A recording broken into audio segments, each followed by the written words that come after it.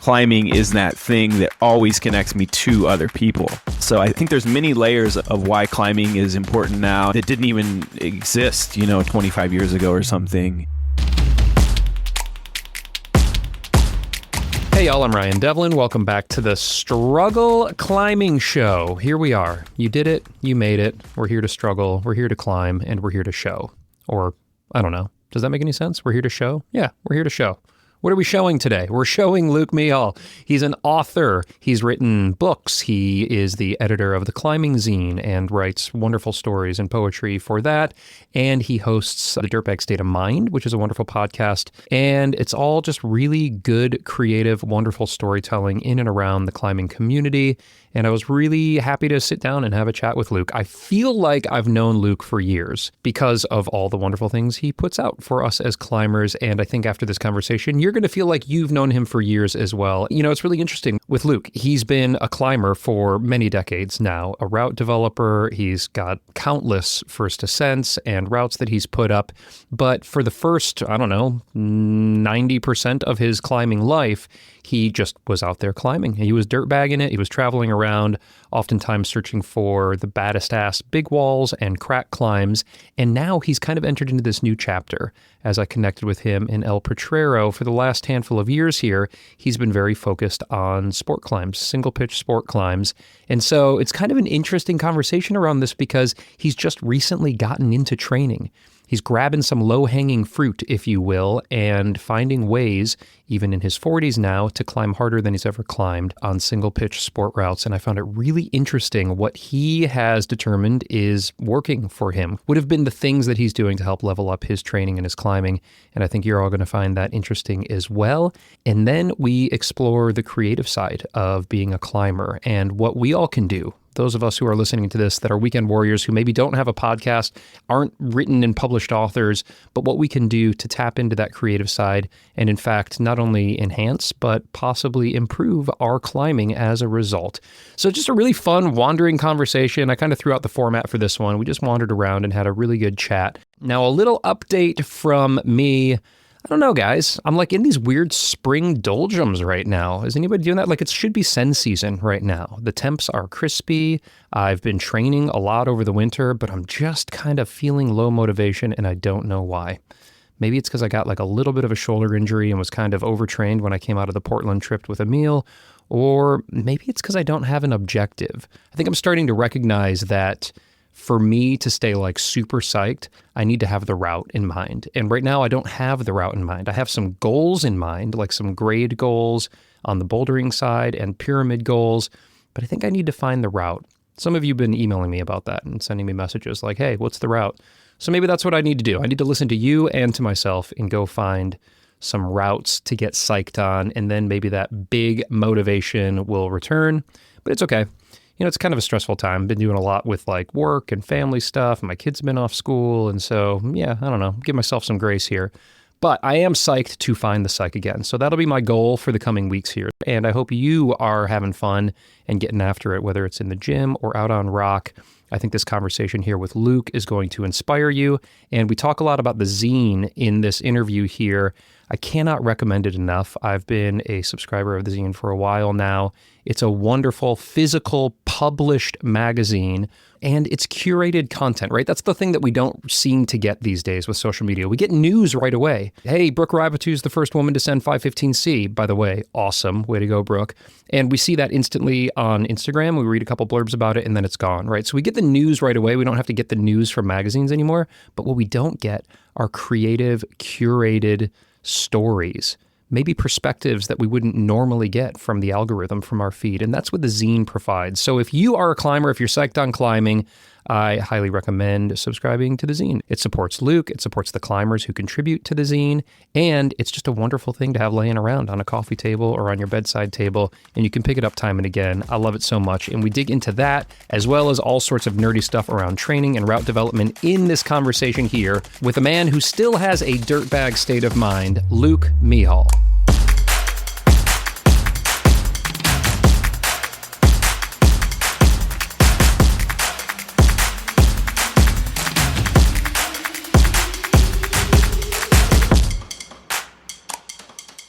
Well, look, I feel like I know you, even though I don't know you, and you probably get that often. I get that sometimes too when people listen to the show for a while. But from, reading the zine and your writing and having your voice in my ears, I feel like I'm sitting down with a friend right now. It's kind of nice. Right on. Yeah. I often tell people my favorite thing of my job is doing the podcast. And obviously I'd prefer if we were in person, but I love the aspect of just, having an intentional conversation with another bright, passionate individual. So, yeah. Well, I'm so glad we were able to make this happen. And you're down in El Potrero right now. It sounds like you're kind of your home away from home, huh? It is. Yeah. I just did my taxes for last year and I realized I was here more than I was at my home in Durango. So no shit. Yeah. Wow, dude. What does that mean for taxes? Maybe you don't have to pay taxes. You pay the Mexican government taxes now. Well, it's just like, tax write-offs, like writing off lodging and different things like that. My dad's an accountant, so we're always trying to be savvy with whatever I can do to, write off expenses.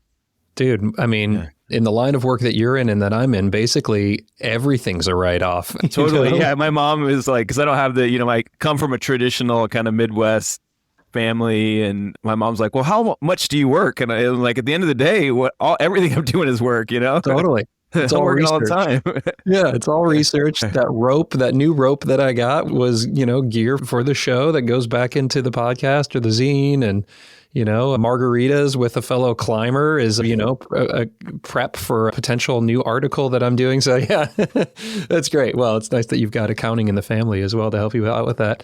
So you were saying there's some fires going on down there. And is it starting to warm up as well? It is, yeah. The fires are quite uncommon here. I've never seen them here. And talking to some of the locals, they're not very common either. And they're brush fires. But yeah, there's been a couple of days where all the power went out and there was climbers like helping fight the fire too, like really grassroots effort to like fight back one of these fires. But quite a bit different, like I live in Colorado and when we have fires, it's, usually the forest that's burning and quite a bit different, but definitely like climate change related, I'm sure, Yeah, no doubt. Yeah. As I lived in LA for quite some time, and of course, LA just got decimated by fires, and they seem to be getting hotter and more frequent, unfortunately. Mm-hmm. Well, I'm glad it's not that big of a situation down there for you. And Durango, so Durango's the home away from home, and or is the home, but depending on how you look at it, it's basically 50-50, it sounds like now. And I've spent some time in Durango. I had a buddy who went to Fort Lewis College, and so I was out there. We would hang out and go to skiing at Purgatory and play disc golf around town and hit Ska Brewing. I don't know if any of these things are still there. I think Purgatory turned into Durango Mountain Resort or something like that at some point in time. And they went back to Purgatory. Oh, yeah? That's sick. Yeah. Oh, it's I'm way not better. a skier, but I keep up on just everything local, So yeah, they went back to their original branding. So yeah. That's way better. Purgatory is way better. Yeah, cool. Yeah, Durango's a rad town and, of course, a good jumping off point for a lot of climbing. Well, we're going to talk about all sorts of stuff in this, Luke. I'm excited. I really appreciate the work that you put out into the community, the creative work. I think you've got such a creative mind and a curious mind. And so I'm excited to explore specifically some of the work that you've been doing with the zine and your writing and also the podcast. But let's start with climbing. Let's start with struggle as we do here. And, you've been climbing for quite some time. And so you can look at this question through whatever lens you'd like, but I'm curious what your relationship with struggle is as a climber. Yeah, that's I guess a multi-layered thing. I feel like I was thinking about this kind of earlier this morning. I feel like the best climbs, and we had kind of talked about this a little bit with the piece of writing you sent me of like the best climb of and I'm paraphrasing you, but you're like the best climb I had this last year was a 510 that I did in the dark and I cruxed out, and Totally. If I really look back on my best memories, they are, I was thinking about like the painted wall in the Black Canyon. I don't know if you ever climbed this route. There's a 510 plus that goes up it. And I got benighted on this route and we couldn't even free the 10 plus pitch. And like, it was just, 36-hour whole ordeal. And the park rangers were like looking for us at the end. And, if I had to pick, the best climbs of my life, there are these 510 plus, or like on El Cap, where it's not necessarily all that hard to aid, but it still feels like everything. When I did El Cap, it was like everything I could to get up the wall, and so I feel like the struggle of climbs is what really produces the best memories. So yeah, I would say that's my initial thought of just what struggle means in climbing. I mean, it sounds like the struggle is a necessary ingredient to create like a very memorable, impactful experience for you. Not everybody seeks that, right? Some people just want to go out and have like, a real light, chill day at the crag with friends because they've worked hard all week. But it sounds like, at least in what you're referencing there, in a lot of your climbing life, you've sought out some experiences that might push you not only past your comfort zone, but kind of well beyond. Mm-hmm. Yeah, and then now I'm kind of the opposite end of the spectrum. Is now I primarily do single pitch climbing, sport climbing. I prefer, just climbing on overhanging limestone is like what I seek out, or overhanging rock in general. So it's really like just been a journey of what I've sought out in climbing. But yeah, when I look at my best memories, they're definitely like the big wall, getting worked over with your buddy and maybe spending 12 to 24 more hours on the climb that you thought you would. And then, yeah, those are my best memories with the struggle. Yeah. Yeah. Hell yeah. I love that. I haven't had many of those experiences, but I've had a couple, and they're definitely right near the top of the list of things I look, back fondly of. Very much type 2 or type 3 fun. They become better and better the more years I've put between myself and those experiences. So I'm curious for you, because you just mentioned, and I've heard you talk about it as well on the podcast, about this kind of a little bit of a shift, right? From being maybe more into trad, big wall, or some really hard like crack climbing in the creek, to now it seems like, as you just said, the focus is more on single pitch, sport, more overhanging, kind of more in my territory. So you're coming over to the dark side, or maybe it's the light side, depending on how you look at it. But why the shift? What's brought about that change in your climbing styles and goals? Yeah, so I think in some ways it's just the fulfillment of one area of climbing. Like with big wall climbing, I feel like I took it as far as I could possibly take it. I've never been good at climbing real hard, high off the deck. I feel like I was taught when I interviewed Honnold, I was talking about this. He's like, I climb my best 4,000 feet off the ground. And I'm like, right. Yeah, I climb my best 30 feet off the ground, Yeah. And so I feel like I took that stuff as far as I could, and I never really focused on performance too much until I started kind of getting into the harder cracks in Indian Creek. And then I felt like I took that as far as I could, just as far as jamming your fingers and your feet in these cracks in Indian Creek. And it really takes a toll. And so I just kind of pivoted from trying hard on Indian Creek cracks, because that really like pushing single pitch to the limit was like probably the most fun I've ever had on climbing. And then when that started to feel a bit too, I guess, painful or not like sustainable for going into, I'm 46, like going into this time period of life. And I had a lot of friends around me that are in their 40s, and I'm not sure how old you are, but I get 45, the sense that you're 45. Okay, so we're right in the same area. And it's like, ooh, where could I actually progress? And it naturally to me is that, I didn't start training or anything until I was, 43, 44, something like that. And so I just felt like there's a lot of room to grow in that area. And then naturally just spending a lot of time here in Potrero Chico, it's like, it was just a natural fit to just kind of dedicate myself to this type of climbing. And I'm like, I love climbing more than I've ever loved it, in this setting. And so it's just kind of given, like, breathe new life into climbing. And it's really fun to try to progress and try to get better, still. Yeah, it's really interesting because on the one hand, you're a very experienced climber. But on the other hand, you've taken this turn, and as you just said, for only the last handful of years here, have you been like training and focusing on like hard sport performance climbing. So on the other hand, you're kind of new to climbing, or new to this mindset and this style of climbing, which I experienced right around when I turned 40 years old. I went from just kind of doing a lot of multi-pitch out west to moving to the red and being like, oh shit, like I need to, if I want to have a lot of fun on a lot of these routes, like I want to get stronger and better. And, it was like I was a Gumby all of a sudden. And so I'm curious, I want to look back and I want to look at that earlier phase of your climbing and talk about, some of these pinnacle routes that you did, like the Queen, and others that you've either developed or that you're really proud of. And that's a style of climbing that I want to get into. So you and I are almost like, we might kind of cross paths here somewhere on the diagram, on the XY axis, but just talking kind of more recent now about this beginner's mindset, if you will, in training and in performance climbing. What strikes you? What pops out as being noteworthy in these most recent years?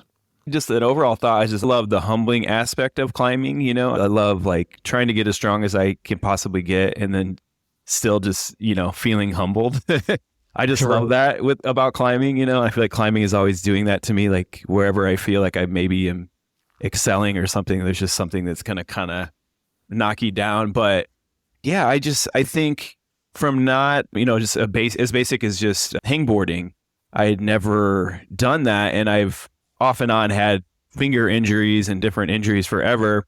And then just seeing some of my friends who are similar age that are like getting gains and seeing their hangboard routines and just like getting into that, to me was just the most fun thing ever. It's like, wow, I can just do this activity that I enjoy it. I guess I enjoy weightlifting. I enjoy the fingerboarding, the hangboarding, all the little training things are just so much fun to me. And so it's just like, yeah, just enjoying these very basic things. But then you see the gains that you can get and they obviously don't come right away. But I think there's some, just that like beginner mindset of you're in this early stage and you see this gain, and you're like, wow. In some ways, I wished I would have done this before, but in some ways, I'm like, oh, it's so cool to save this for this time of climbing because, as mid 40s people, you can truly see the limited amount of time that we have left to try to excel at what we do, So I'm just enjoying just the basics of the training stuff to then seeing the gains. And then it's also quite humbling to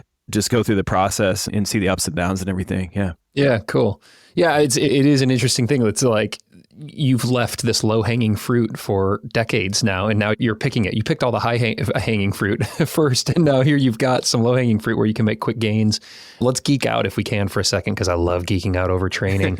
Cool. And this isn't I rarely ever talk about this stuff because I talk a lot about storytelling and personal journeys and the culture of community within climbing and stuff, but I really get to geek out on training stuff. It'll be fun too. And hear some about I'm sure your listeners have heard a lot too, but I'd like to hear, like kind of your perspective on everything too. Oh, totally. I mean, look, I'm excited to get into all that deeper crap that you just talked about, the journey and the personal awakenings and the storytelling. That's probably why, what I'm most excited about, to be perfectly honest. I say that just as jest, the deeper crap is as a jest, because that's what I'm very drawn to in having this conversation with you. But I can't that's chum in the water to have somebody be like, oh, I've found some gains in my training now in my mid 40s so I have to at least peel back on that a little bit. So can you break down a little bit of what you feel has, had the most kind of benefit, what that low hanging fruit has been for you on the training side?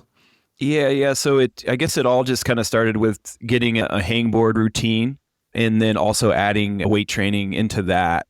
And so, yeah, I just had just so like I'm understanding, like you weren't, for the vast majority of career, your training was essentially just going out and climbing like a ton of rock. Yeah. Yeah. I realized some, and the, whatever they call, doing like push exercises and things to keep away tendonitis. And I kind of realized that needed to happen probably 15 years ago or something, but I never pushed it and I never had much information about it. So yeah, I kind of saw my buddy Adam Farrow, he has a similar arc as me. He was a big wall climber. He wrote a piece in volume 16 of the Climbing Zine that was really beautiful, but he just talked about, he was like Alaska big wall. It was like his last big alpine adventure. And he did a lot of stuff in Patagonia and the Black Canyon. And as he got older, got married, had a kid, he just went right to bouldering.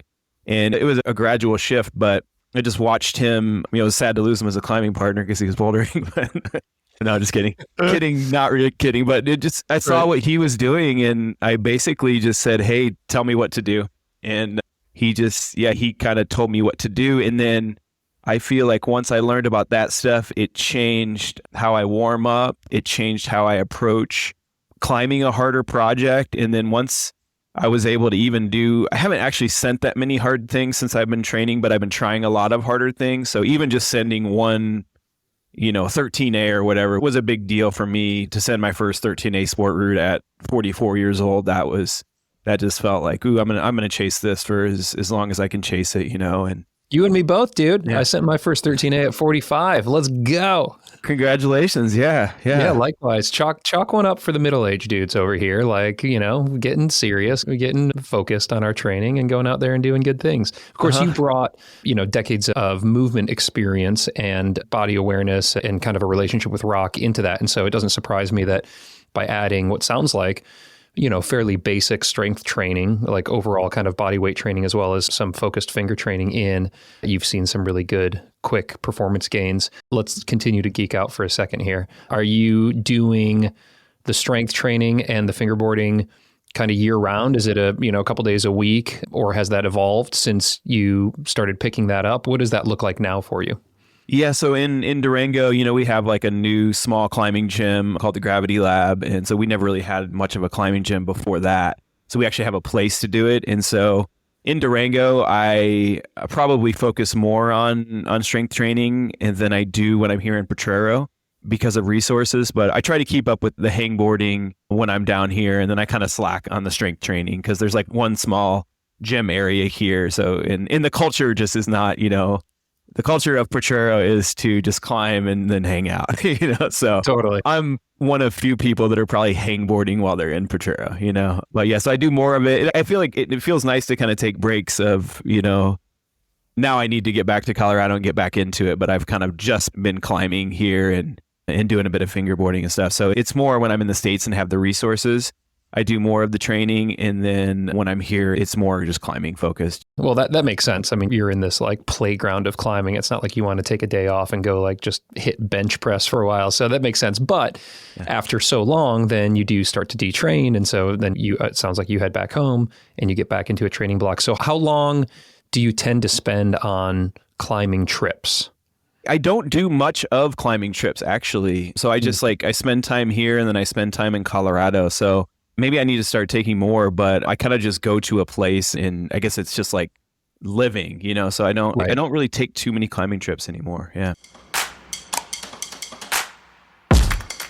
All right, y'all. I just want to take a quick second here to tell you about some voodoo magic chalk that I've tried out recently. It's by Rungny. You guys know Rungny. It's Magnus Mitbo's company. They've been supporting the show for a really long time now, which I love. Thank you, Rungny. But this chalk that they just came out with, I don't even know if you can call it chalk. It's called Maglock, and it's like chalk. It's a super expensive type of chalk for a bag of it, but you only use a teaspoon. And it goes on your clean hands, and you rub it around on your clean hands, and that's kind of like your magic little base layer. I tested this stuff out with Emil Abrahamson when we were out in Portland shooting some videos together. And we did like a side-by-side test hanging from a giant, nasty sloper in the gym. And by far, when we put the Maglock on first and then used like regular mag dust afterwards, we hung way longer than when we were just using regular chalk. So like if you've got a project and you're like, look, I need that extra little edge to level up and send this thing, check out the Maglock. It's just wild how it feels and how it works. I don't need to sell it. Just try it and you'll see the difference. You can use code STRUGGLE and get 10% off pretty much everything over at Rungny. You can get a bundle, which will score you some free shipping.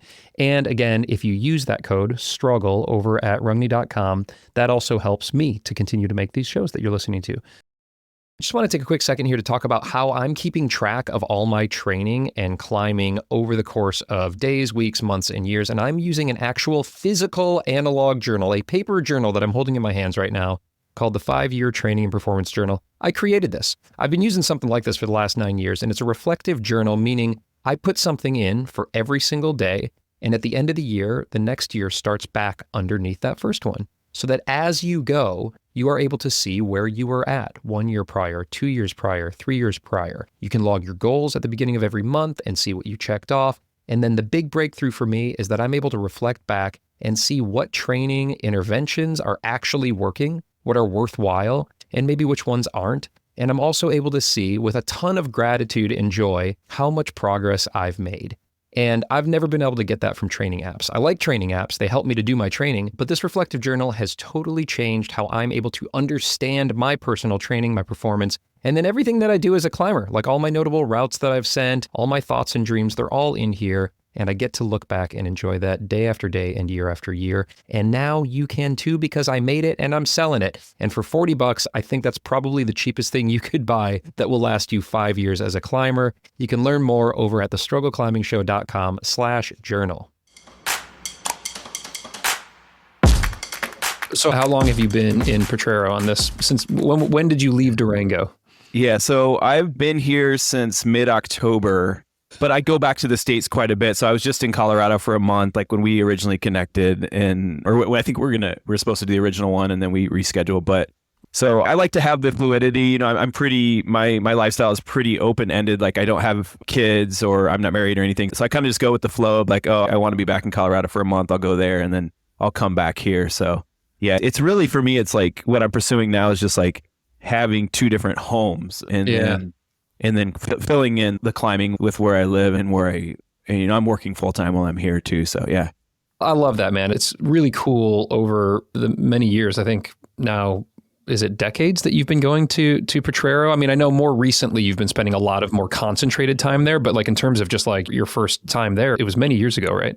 Yeah, 20 years ago. Yeah. Oh, 20 years. Yeah. Yeah. Sick. Like to have that relationship with that land, that area, the community, the culture is really cool. It's something that I haven't really been able to do yet myself, although I'm creating it here at the Red and feel very rooted to it because it's like the home crag. But to have a home away from home like you have is really beautiful. And it brings to mind this quote, and I think this was in a piece that you wrote for the zine not too long ago that I scratched down. Living to climb is not enough. Now I climb to live.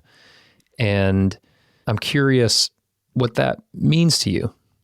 Yeah, so I think there's the chasing of climbing, and I see that a lot with, I think 20 somethings especially. You could say, and I run into these guys here, they're just like, what do you want to do with your life? And you're like, well, I want to climb here, and then I want to climb here, and I want to climb this. And they're doing jobs that allow them to then make this lifestyle happen. And I was the same way. I was washing dishes. That's what I did. So I'd wash dishes all summer and live in a tent and then like go to Joshua Tree and just climb.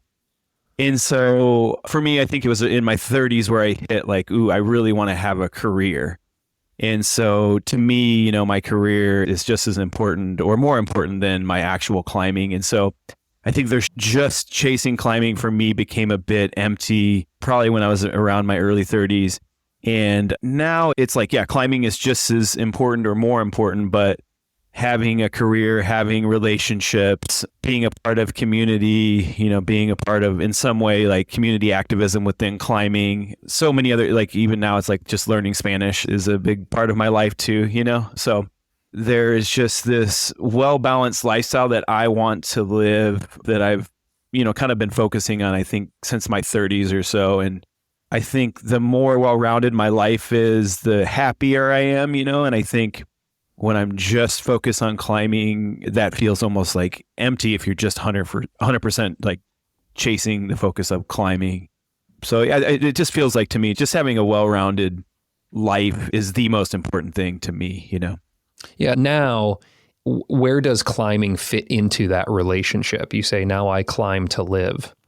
Yeah, I just feel like climbing just gives me this, as a basic level, it gives you this endorphin, dopamine thing that is just such an important part of a routine for me. It's like, if I don't climb, and I think there's dangers in this, but it just like settles my nervous system, just having the outlet of climbing. And then I think, you might be able to relate to this too, like then climbing well at this age also just makes me feel more excited too, because it's like, you're almost like, this is just incredible that I'm able to do this at this point. So I think it's just that like nervous system kind of reset of climbing. And then I think if you look at the way the world has changed too, I mean, 15 years ago, we didn't have these little mini computer smartphone things that we were checking all the time, and we weren't as digitally connected, and that effect on our brain is, I think climbing balances that out really well too. So there's also this like, and I'm a person who works remotely, and also like my job doesn't necessarily mean I have to interact with a lot of people on a day-to-day basis. So there's like the social interactions that we used to just have normally, like when I had an office job, I would have these normal social interactions, but now I have to be real intentional to not isolate myself. Right. And then climbing is then that thing that always connects me to other people as well. So I think there's many layers of why climbing is important now, and that didn't even exist, 25 years ago or something. And even just like my work situation now, I really have to be really intentional to not be isolated, and climbing brings me out of that continually, Would you still consider yourself to be a dirtbag? No. So at what point can you pinpoint when the transition from dirtbag to non-dirtbag occurred? Well, it's funny. I think you interviewed Cedar, right? And I feel like he's kind of like a leading But I think he started writing about it, and I think in the sense of like when the cell phone and the Sprinter van kind of came along, and when you're no longer like living in a tent and living very meagerly, you know. For me, that's when I'm no longer a dirtbag. It's like if you're a dirtbag, you're in the dirt living out of a bag. And if you add too many things onto it, you're not a dirtbag. I mean, you're a dirtbag at heart, or a dirtbag state of mind is what I like to say. But dirtbagging is hardcore. It is. It's hardcore. And I see there's people in here in Mexico. I have two buddies who they lived here. They're two Mexican dudes, Ivan and Beto, and they live in a tent at La Posada, and they've lived there for 2 years now. And it's like, you guys are dirtbags. You don't have a car, you know, you're living in a tent, and you're just climbing to live at this hand-to-mouth level, you know? Yeah, well, it's so funny. Like, dirtbag is like a word that could kind of encapsulates, in my mind, like this purity and a little bit of like this dream and this kind of this thing that I never had because I discovered climbing a little bit later in life. But you literally just broke up the word into its component parts. You live in the dirt and, you know, you lay in the dirt and you live out of a bag. And I was like, oh yeah, okay, that makes sense. If it's not that, or to your point, if you layer on too many things, then it ceases to become a dirt bag. You're a dirt sprinter, or you're a sprinter bag, or whatever the new compound word would be. But you do have this dirtbag state of mind, of course, with the podcast and the gear and the writing and the creativity. And so for those of us who are not in the dirt and living out of a bag, what is the dirtbag state of mind? Yeah, so it encompasses that. I mean, I think one, dirtbag is a provocative word. I think it's such a cool word that, because I wear my dirtbag state of mind shirt, and the lady at the post office was like, what the heck does that mean? You know, or just random people will stop you when you're wearing that. So dirtbag state of mind is like where I'm at. It's like you're kind of chasing that. So like the highs of when you're living in the dirt out of a bag, you have these amazing climbing experiences, and they are the highs of your life. And like being on top of El Capitan, or, you know, topping out the painted wall, or topping out a wall in Zion, or even just like free soloing something in Joshua Tree, you know, these become then the highest experiences of my life. And now I still like living in a tent for a day or two or whatever. And so you're almost just like chasing something in the past, but it's also still alive today. So it's like you can still have that dirtbag state of mind. You can still go out to Indian Creek and live in the dirt for a couple of days.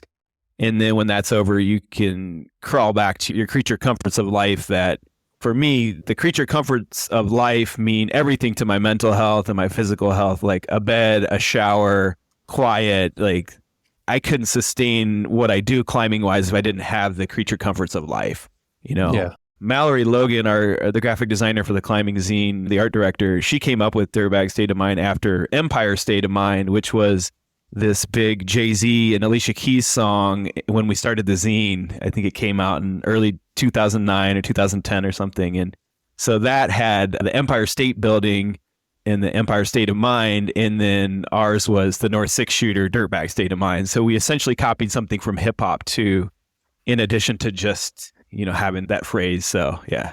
Chris Hampton would approve. I think Chris Hampton approves. Yeah, he's a good friend of mine. Yeah. Yeah, he would approve of the hip hop reference there. That's cool to know.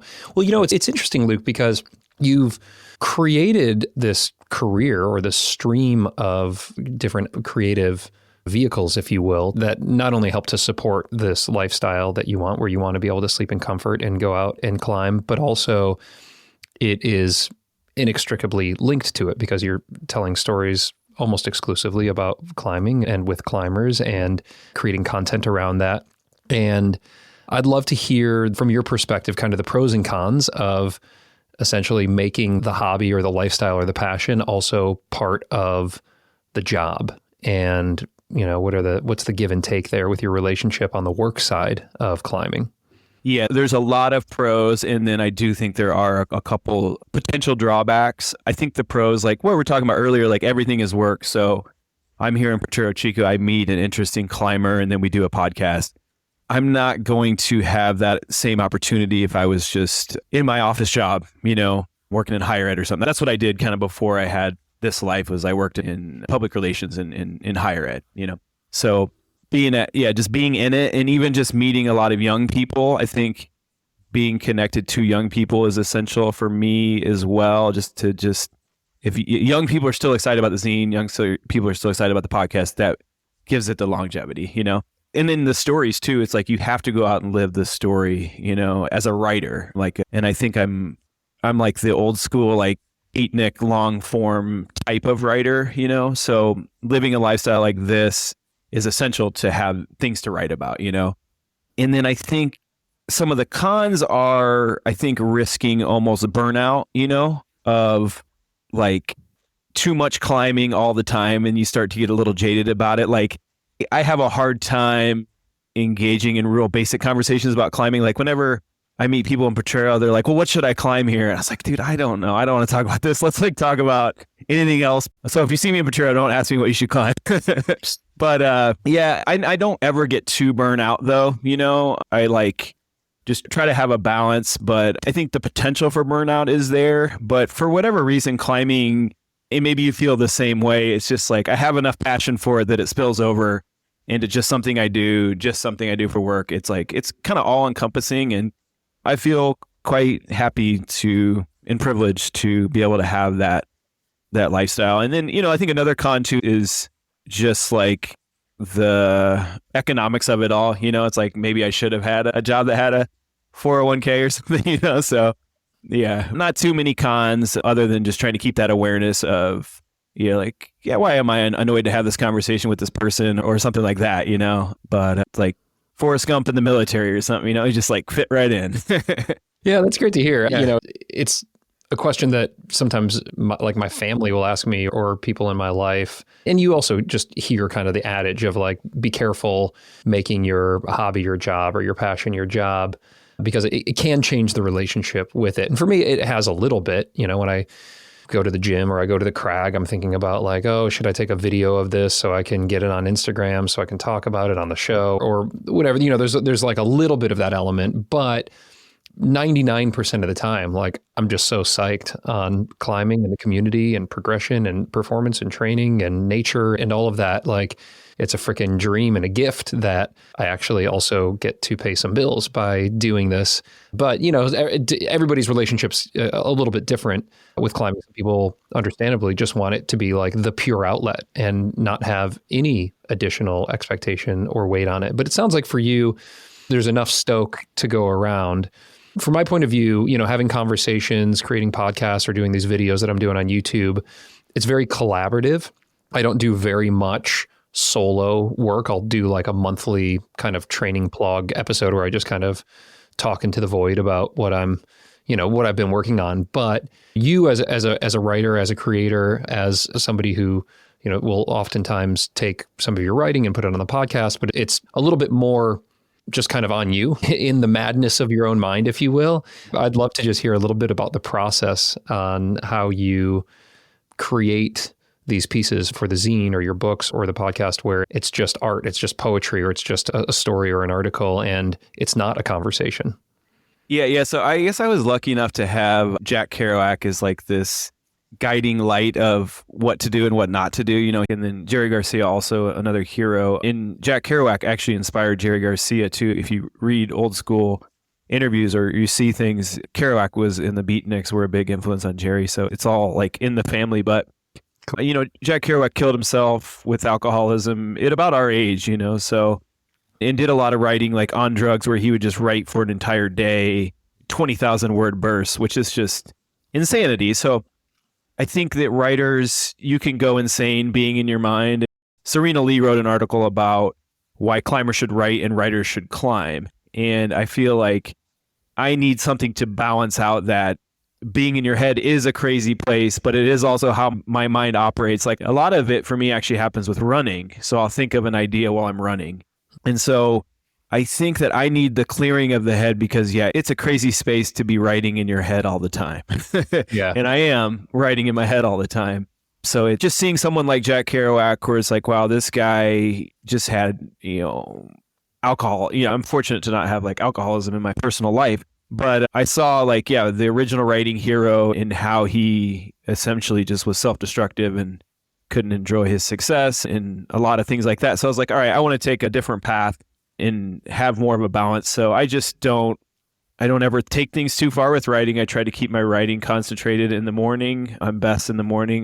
I've been getting back to writing just by hand a lot lately too, just like taking notes. That's how I learned Spanish too. So even just getting back to writing by hand, but I just try to really write in concerted efforts over time with just a minimal effort and not trying to be a crazy Hunter S. Thompson or a Jack Kerouac or anything like that. Just keeping it very disciplined, and it's kind of like training. It's like you just do it disciplined, short amounts of time, like that thing where Steve Bechtel says you never want to like train 100%. You want to always kind of scale back your training so you're not overtraining. So same could be said with writing. Yeah, try not to go over Stoker on climbing, the training, or the writing. Try to have that balance there. But there is a kind of a type of personality of, not all, but certainly a good amount of climbers, I think, that are pretty driven and can get sucked into going a little bit too hard in any number of areas. And you mentioned that piece that I haven't read, and maybe I'll find it and link to it, where an author, I think, that said writers should climb and climbers should write. Do you recall enough of that to paraphrase why writing would be good for climbers to do, like as a practice? I think that just an honest way to communicate with yourself is like that's what journaling is to me. And journaling is the heart of all writing, I believe, journaling, and for me, poetry as well, for creative writing, So it's just a way to kind of be honest and in touch with your thoughts and what you're going through. And sometimes you can kind of surprise yourself, or sometimes you're just getting it out there. But I think it's really rewarding to just, I saw this article recently about how Michael Phelps is like this obsessive note taker about his life. And I think he's a dad with like 4 kids or something right now, but he's just always obsessively writing notes and critiquing his own life. And I think that there's a lot of power in that for trying to like just be honest with yourself and try to learn about yourself. Yeah, I've become like a bit of an obsessive journaler myself over the years. I used to do like morning pages where I would wake up and just kind of write for 10 minutes and just stream of consciousness. But now I've just added more structure into my life because the mornings are hectic with kids, getting them off to school and all of that. So I'm an evening journaler now, but I've got 3 journals. I've got a gratitude journal, I've got a training journal, and then I've got like a life journal. And every night I write something in each of them. And it's great. It's kind of a nice way to get like the thoughts or like the spinning mind onto paper and hopefully put it to rest a little bit before bed. But also, 2 of those 3 journals that I keep are reflective journals. So at the end of the year, you start the next year underneath that prior year. And so I'm able to look back and reflect in a way. And do you have any way of reflecting on your writing or your journaling? Do you crack open old zines or dip into, older podcasts to check in on past Luke? Or do you tend to journal and then just move forward? Yeah, I had like saved all my old journals, and I've kind of been going through this purge of getting rid of things, and I was like, I should just throw these old journals away. And I did, and it was like, I looked through them before I threw them away. I was like, yeah, just, there's no reason to hold on to that. But yeah, I love to like, sometimes I'll pick up my book, American Climber, and just like, I had some pretty low points before I discovered climbing and had a mental health journey like a lot of young, late teens, early 20-somethings do. So it's kind of cool to pick that up and be like, oh yeah, like 20-year-old Luke was depressed, but he got through it, So yeah, that's kind of fun. I can't say I listen to old podcasts or anything, but just picking up the book every once in a while. And I feel like too, you forget things about your life. And when you're writing, you tap into this consciousness that you almost remember things. Like I start to read, 26 years of climbing, you forget life. And then you're reminded, you're like, oh, I wrote this 10 years ago and now I don't even remember it. So I think that's a gift too. I have that with my climbing partners too. My old school climbing partners remind me. My best friend, Two Tent Timmy, is always reminding me of things that happened. And I was like, dude, I don't even remember that, So Totally. I'm more in that camp myself as well. I climb with people who like remember every move on every route or the names of routes. And I've just like, for me, I kind of experience it and then it's gone. But in journaling, it helps me, I think, to remember or solidify the core memories, ingrain some of those core memories in there. And, it's interesting. I hope I'm not making too much of a leap here, but I feel like writing, and especially writing a book or even putting together these zines that you do, which take a ton of work, I'm sure, there may be some parallels there to projecting. And you've had some long projects. You've developed a lot. I'm thinking of the Queen, of course, but there's been others you've developed, I think, over 100 routes. I'd love to hear more about developing in particular, but maybe this is an opportunity to segue from a bit of the creative and the writing back into climbing chat for a little bit here. And what you see are some parallels personally with the toiling of writing and the toiling of developing routes. Yeah. And writing is the hardest of all. Really? Yeah, I think climbing gets easier but writing is just the hardest thing. Because even when I'm projecting right now, I've got this route. I think I had my 17th session on it within the last 5 or 6 weeks. And project that you're developing as well? Yeah, it's a route I bolted with my friend Felipe Garcia. And Felipe, he's a Guatemalan climber, and he got the first ascent. So that was really cool. And then a couple other friends have done it since. And I'm still toiling away. Like, I feel like that's kind of always my thing, is I'm just kind of, I like to climb with people that are stronger than me. And I'm just like trying to get there myself, but get frustrated. And then you look back and you see all the micro progress. But with writing, it feels you're always coming from a void, where with projecting, you always got all these little things that you can keep getting better at. And you look at it, you're like, yeah, I'm getting better. So writing in general just feels like the ultimate challenge. And I'm sure artists in general just have this, musicians, whatever, it's like Kendrick Lamar has a line where he had a 2-year streak of writer's block, So it's almost like projecting makes writing, maybe some people don't struggle with writing like I do, but it's just, it always feels hard. So it's almost like projecting, when you have months into something, it's less frustrating because you realize you have another thing that's more frustrating than that. And that's the creative process. Yeah. Maybe that's the key to hard projecting, is just find something that's even harder in life. And then all of a sudden the hard climbing project doesn't seem so hard after all. Yeah. And maybe maybe being a parent is like that. Like when I interviewed Honnold, he was just like, yeah, like being a parent is super hard, but yeah, maybe there's these things in life that can make lighter of our struggle with climbing, because it's always fun too. If you're out there with your friends, it's like you're having a good time. It's not like you're just like, writing. You could get to have a whole day of writing and you get nothing, and it's just like 4 hours of your life just gone. And with climbing, it's never like that. You're always getting outside with your friends. And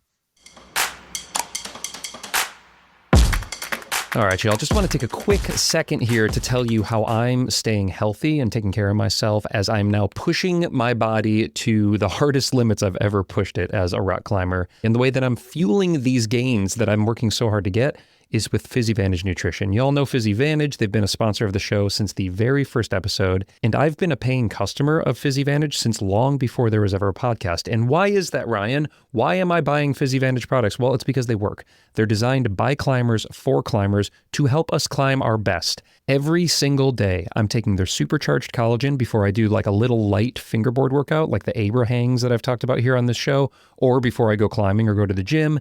And I'm also fueling up either before or after a workout with one of their protein powders. It's like my sweet treat that I have. And the most important thing, as I mentioned, is that it works. Most coaches and doctors and dietitians are going to tell you that you should probably take in about 1 gram of protein per body weight every single day if you're an athlete and you're trying to fuel your gains. So for me, 155 grams of protein is a lot of protein in a day. And I love a whole foods diet, but I have to supplement in order to hit that goal. And I do it by using PhysiVantage. Hit that link right there in your show notes and you'll get 15% off pretty much everything over at the PhysiVantage store, or use code STRUGGLE15 at checkout to get that discount, and let's get after it.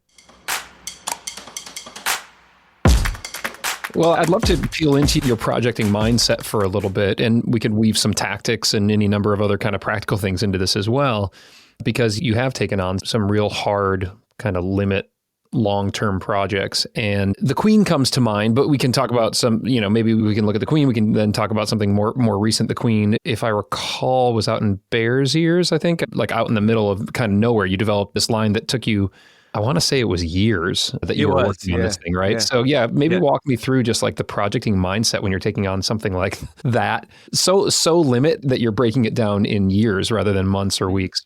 And that climb to me is at the heart of all chasing my sport climbing now too.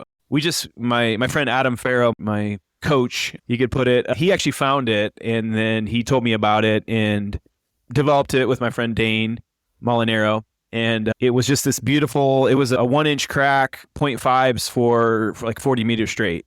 And just Pete Whitaker called it one of his top 3 cracks he's ever climbed in the creek. It's just this stunning line and very remote. And so I really wanted to do it. And my buddy Dave Marcinowski ended up doing the crux pitch first. And we were projecting together for years on it. And I feel like, especially if I've done the first ascent of a route, I have to do it. I have to do the climb. And that climb it just kind of drew me in. And so it wasn't like I picked a project. It was just like I did the first ascent of this route, so I want to complete the journey and do it. And then the fact that it took 4 years made it a project, and then it pointed out just all the things I wasn't doing with climbing too, like got some tips from Pete Whitaker and tips from Marcus Garcia and training program. He really wrote me a training program to try to do this route, and I couldn't do any of his exercises, It was really funny. And Pete later on-sighted the climb too, which was kind of cool. He on-sighted the second pitch, the crux pitch. So that was kind of cool to see him on-site my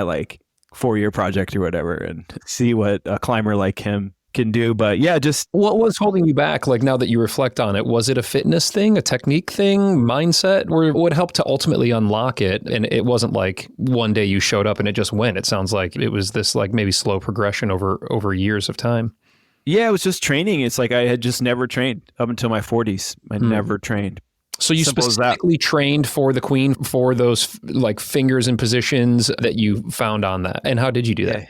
It's a lot of lock-offs. So I think just things you can do with lock-off strength. I had a tension board in my house. And so I made a crack lock-off workout thing. Just a lot of silly things. I feel like the cracks is just a very specific type of strength that you're just kind of locking off and placing gear a lot and little tricks with super gluing the tape to your fingers and just little things like that. But it was truly my first thing I trained for and my first long time project. And then it destroyed me though, because I feel like I pushed past, I had this nerve injury that I got, and then I kept pushing past the injury in an unhealthy way and just put everything into this climb. And then it almost burned me out it was the last hard crack I ever did, because it kind of burned me out, and then it made me realize it was just wrecking my body too. So it was a really interesting thing that made me love the process, but then also kind of feel like I reached my limit with that style of climbing, which I guess you don't see a whole lot of kind of older climbers crushing these brutal finger cracks out at Indian Creek Well, it's really cool. You put together, I thought, a lovely little film on it as well. So people who are, I'll link to that, people who are listening and want to see this just stunning kind of splitter that goes up, this 2-pitch splitter that you ultimately deemed the Queen. I'm curious, when you put that much time into something and it does push you to the edge or maybe a little bit past, it sounds like physically, when it happens, how does that feel? What's the emotional journey that you have after you do the thing? I mean, I think a lot of people say this. It's just, there's almost sometimes an emptiness if you push yourself so far and you don't have the next thing lined up too, So I pushed myself past an injury, and then I rested for a while, and it just felt it was just pushing yourself too far in climbing always is a good lesson, So it's I know how far now I want to push myself. And with the sport climbing project, it's yeah, I wish I would have done it. I fell off the last move the other day too, which is incredibly frustrating, but I'm out with my buddies and keeping a healthy routine around it. And it all feels healthy, And I had some lows in my life, I had gone through a breakup during COVID, a big breakup, so things, there are emotional lows layered into that as well, So yeah, just kind of realized how much I want to push myself. And it's I really want to push myself really hard, but not to injury and not to the climb acting like the climb is more meaningful than it is, because it's still just a climb, It's it's never going to actually change your life, Yeah, what motivates you now then with your projecting? A first ascent, to me that's my passion in climbing now and has been for a long time. So ideally I'm looking for a first ascent. It doesn't matter to me as much as if I actually get the first ascent, the first free ascent, because like I said, with this project now, 3 other people have done it, including my buddy Felipe that I bolted it with.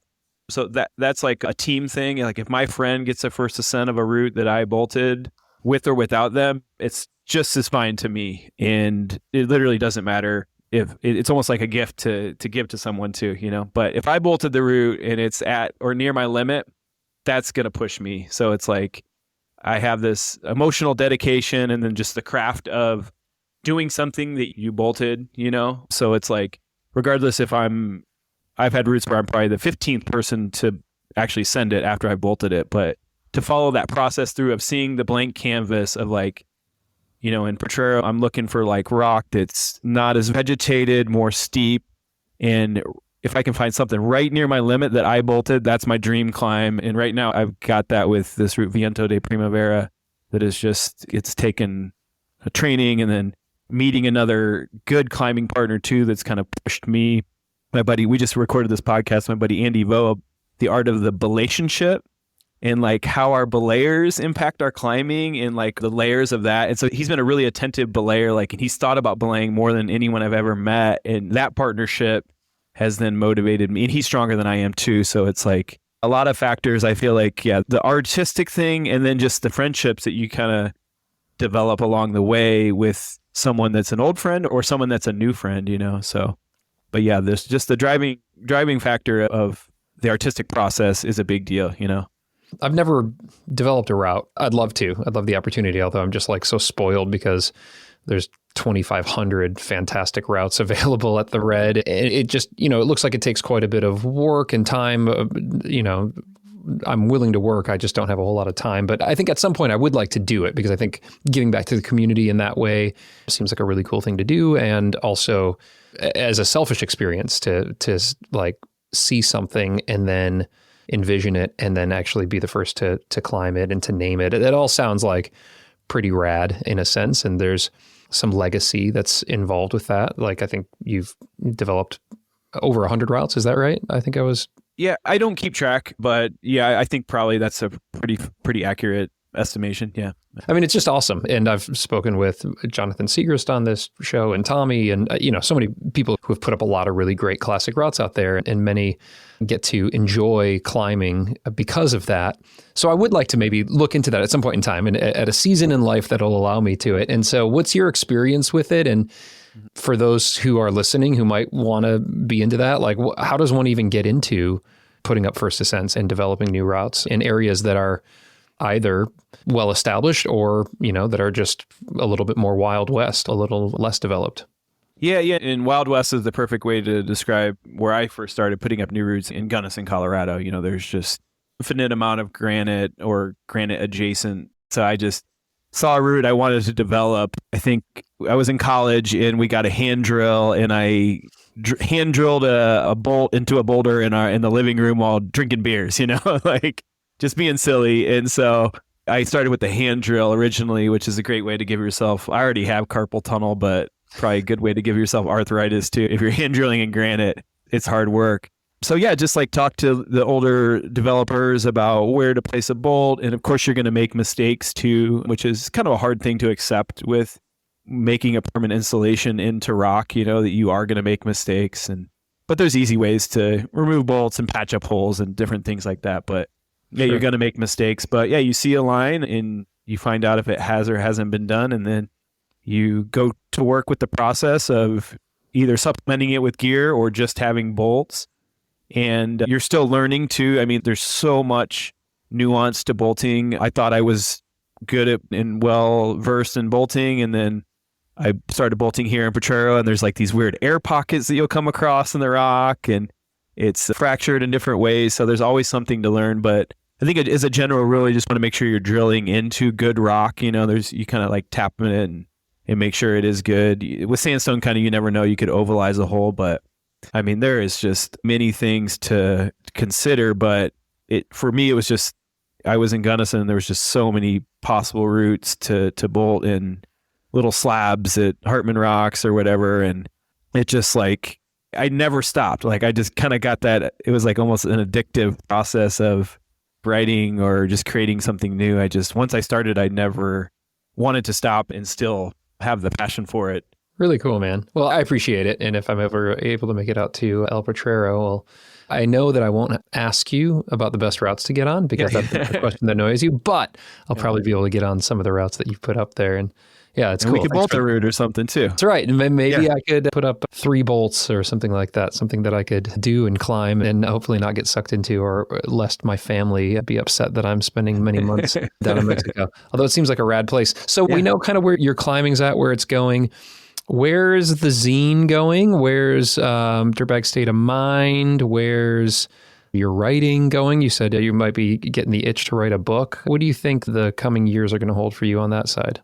Well, first off, thanks for being a subscriber to the Climbing Zine. I was Yeah, for happy sure. that day I saw I think your podcast just kind of showed up out of nowhere one day from my perspective, and had interviews with all these great people, and you were like one of the ones I hear people talking about and ones I see popping up on my algorithm. So I was happy to see you supporting it, and thank you. It's such a different medium than so much of what is out there right now, and things changed quite a bit, so we kind of did the biggest, most recent thing was the landscape changed quite a bit when COVID hit, print prices skyrocketed, and then rock and ice and climbing stopped doing print because they were the mainstay. If you talk to any climber who started climbing in the late 90s, early 2000s, rock and ice and climbing were the Instagram, they were the internet, you're getting that in the mail and you're thumbing through and looking at everything, So rock and ice and climbing, I competed with them when I first started. When we first started, you find the old zines, they're black and white, they're pretty low quality. And ironically, those are the ones that people collect the most, is like that has our, arguably maybe the worst writing, But you're competing with the business model of what was essentially kind of BS, and had its heyday and then it was hanging on, and then COVID was the death of the mostly kind of ad driven stuff, Right. So they go away. And so I kind of changed my business model, and the new model that popped up was like the Mountain Gazette, I think was one of the ones that did it really well at first. And then I think Summit Journal now is probably in that category as well. And it made me reflect. It was like, oh, I need to actually start charging more for what I'm doing. Because before I'm having a cheap cover price to compete with these other magazines that are actually really cheap. And printing was relatively cheap then too. So it all switched. So I kind of elevated the price point. And then we did like the Keep the Zine Alive campaign, because it was like, in addition to the print woes, there was like sponsors were very sporadic. And we've talked about this as well. Like sponsorship stuff is really hard and has been sporadic ever since COVID hit too.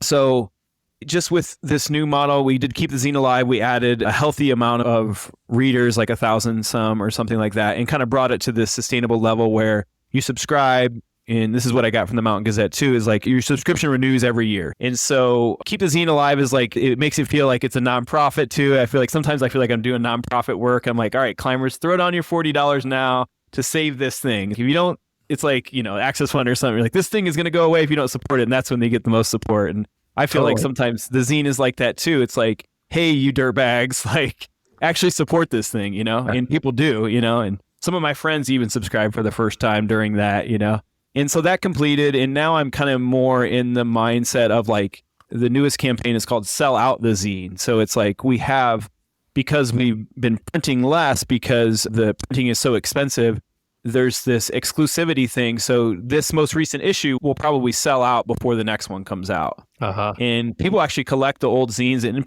pay a pretty price for the old ones, which is just warms my heart to see that. And I think that's kind of the size and the art of it. So just in a new phase of being very happy that we have these different type of competitors that are more subscription driven than advertisement driven with their base. And I'm trying to be that way too. I mean, we need advertisers for our businesses, and they're very key. And we've had some great companies supported over the years, but I think the more you can be driven by subscriptions in your audience, the better. So that's where we're at right now. We're going to actually increase the size of the Climbing Zine. So we're going to be putting out one a year, but it's gonna take the same size of the zine and then just increase the pages. So the next zine you get is going to be a fatter zine, and that's going to be this next era. And then, the podcast is just the perfect addition. For one, I think it's really fun. And then two, it increases the audience to then learn about the Climbing Zine, and it kind of just support it as well. So just trying to, I feel like for the first 15 years of this business, I was just an artist, just trying to make things happen. And now I'm trying, for the next 15 years, I want to be more of a business person while keeping the art. So, well, the business side is sometimes more necessary, just under kind of the way things work than the creative side. You've got the creative side in spades, and my hat's off to you. And I really appreciate the work that you put into the zine. You give a platform to a lot of different voices, climber voices. The piece that Mary Eden had in a recent issue I felt was probably very hard for her to write, but just, a really thoughtful and eye-opening perspective that I've never had on this niche world of hard cracking off with climbing and how, people are treated in that, how she was treated in that. And so to give her that platform, to give her that voice. And then, there's people who have written and write about love and loss and the death of best friends and climbing partners. And there is a piece, I'm not recalling the name or the author of it, but it was about climbing in Scotland on these like towers. And it kind of had this through line of like a whiskey toast or a poem. Maybe it was a Scottish poet or something like that. And I read that and I was like, it's like immediately went on my list of like places I needed to go see and climb. And so that's what you don't get on Instagram. Like that's what the algorithm doesn't serve me, is thoughtful, curated collection of all of these different kinds of stories and writers and experiences. And it's just like such a tapestry. And so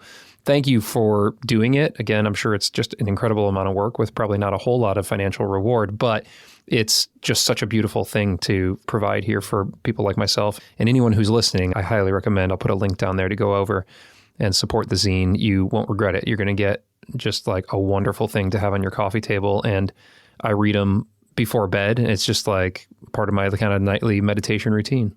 Thank you. Thank you. Yeah. And just to reflect on Mary's piece, she worked on that piece for a year straight.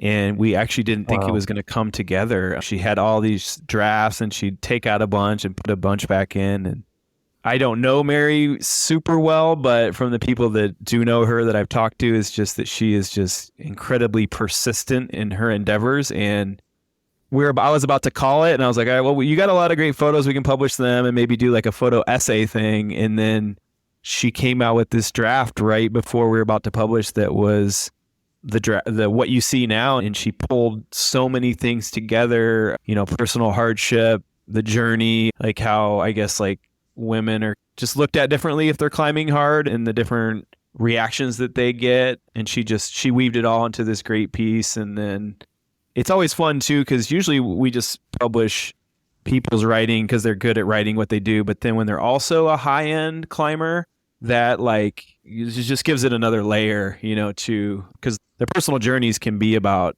you don't have to climb hard to have a great story and tell it well, but when you add that onto it, then you had the great photography too, that Mary is just constantly either taking great photos herself or working with great photographers. I mean, that is the perfect element of a story too.